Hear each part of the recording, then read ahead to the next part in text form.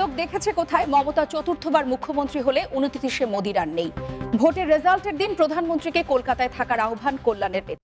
উত্তরপাড়া রঘুনাথপুর থেকে কোন্নগর কানাইপুর পর্যন্ত বাইক মিছিলের আয়োজন করে তৃণমূল। সেখানে উপস্থিত হন সাংসদ কল্যাণ বন্দ্যোপাধ্যায়। ব্রিগেডে প্রধানমন্ত্রীর সভা থেকে রাজ্যের শাসক দল তৃণমূল কংগ্রেসকে নারী নিরাপত্তা সহ একাধিক বিষয়ে আক্রমণ ছড়িয়েছেন। সেই প্রসঙ্গে তৃণমূল সাংসদ বলেন, নরেন্দ্র মোদী পশ্চিমবাংলার লোক দেখলো কোথায়? কলকাতা থেকে আমিও আসছিলাম, দেখলাম ফাঁকা।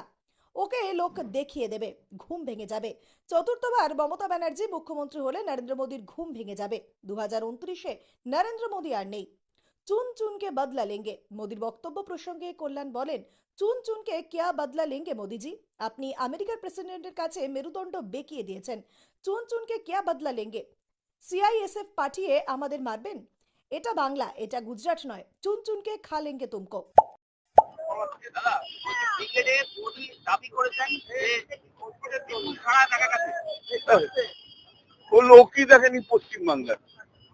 লোক দেখলো কোথায় পশ্চিমবাংলা? আজ তো আমিও তো আসছি না, বসে ফাঁকা, কোনো গাড়ি ফাড়ি কিছুই নেই। বাস ফাস দু চারটে বাস গেছে। আমিও তো ফিরে আসছিলাম কলকাতা থেকে, না হুগলি ব্রিজের ওপর সব তো দেখা যাবে। কিছুই নেই তো, তখন তো বাজে 1:30। লোকই নেই। ও লোক দেখলো কোথায়? ওকে লোক দেখিয়ে দেবো, ওর ঘুম ভেঙে যাবে। ওর এইবারে যে পশ্চিমবাংলায় মমতা ব্যানার্জি চতুর্থবারে মুখ্যমন্ত্রী হলে এমন দাওয়া বাজবে না, 2029-এ নরেন্দ্র মোদী আর নেই। তৃণমূলকে বলেছে যে চুন চুনকে বদলা লেঙ্গে। अरे चुन चुन के क्या बदला लेंगे मोदी जी? आप तो अमेरिकन प्रेसिडेंट का पास तो सीट द्वारा गिरा दिया। चुन चुन के क्या बदला लेगा? क्या बदला लेगा? मारेगा क्या? हाँ, चुन चुन के क्या बदला लेगा मोदी जी? सीआईएसएफ भेजकर मारेगा हम लोग को? देख लो भाई, ये है बंगाली का प्लाट, ये गुजराती का प्लाट नहीं है। समझा मोदी जी? चुन चुन का बदला का चुन चुन के खा लेगा तुमको। মোদির সভার আগে প্রতিবাদের বাড়ি ভাঙচুর করা क्या? মোদির সভার আগে একদম প্রতিবাদের বাড়ি ভাঙচুর করা হয়েছে। শশীভাইয়ের বাড়িতে ভাঙচুর করেছে, এই তো নরেন্দ্র মোদী এসব শিখিয়ে দিয়ে আসছে। আরে গুন্ডা মস্তান ওইসব শশীভাইয়ের বাড়িতেও সমস্ত করেছে। নরেন্দ্র মোদী আর কি করবে? নরেন্দ্র মোদী অমিত শাহ পাণ্ডিত্য নেই, কিচ্ছু নেই, কোনো পড়াশুনো নেই, মাস্তানি করা, এই করার, মন্ত্রীর বাড়ি ভাঙা, এই তো বিজেপির কাজ। নরেন্দ্র মোদী সব শিখিয়ে দিয়ে আসে।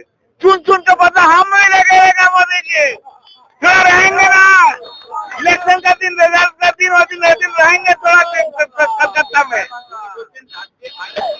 মহিলাদের উপর অত্যাচার হচ্ছে, সন্দেশখালী প্রসঙ্গ তুলেছেন এবং আর্থিকরের প্রসঙ্গ তুলেছেন।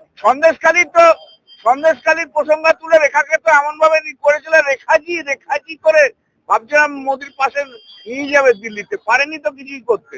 আজকে তো সিবিআই, ওদের সিবিআই তো ইনভেস্টিগেশন করেছে, আমরা তো করিনি।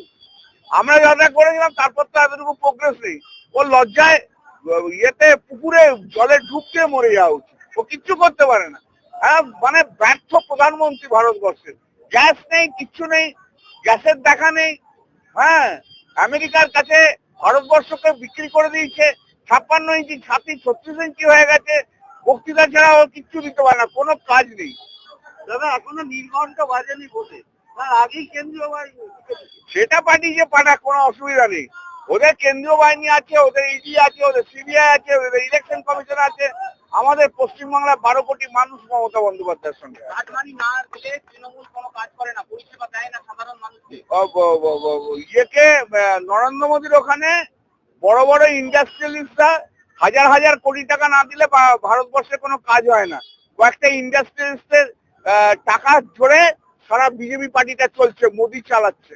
যুবকরা ডিগ্রি পাচ্ছে না, মানুষ কাজ পাচ্ছে না। সে তো ভারতবর্ষে কোথাও পাচ্ছে না। ভারতবর্ষ থেকে 5.5 কোটি আনস্কিল লেবার কেন সারা বিশ্বে রয়েছে, নরেন্দ্র মোদীকে জিজ্ঞেস করুন না।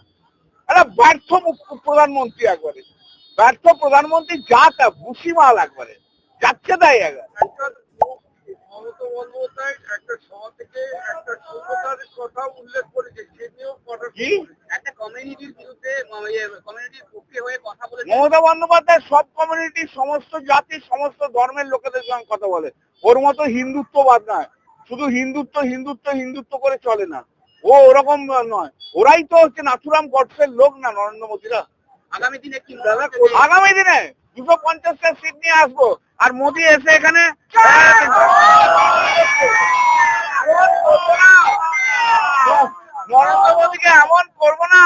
ওর সিগন্যাল পেয়ে যাবে 2029-এ চুলপুল খাড়া হয়ে যাবে দল থেকে এমন 250টা সিট দিয়ে জিতবো আর চাপে ওকে প্রধানমন্ত্রী তো ছেড়ে দিতে হবে।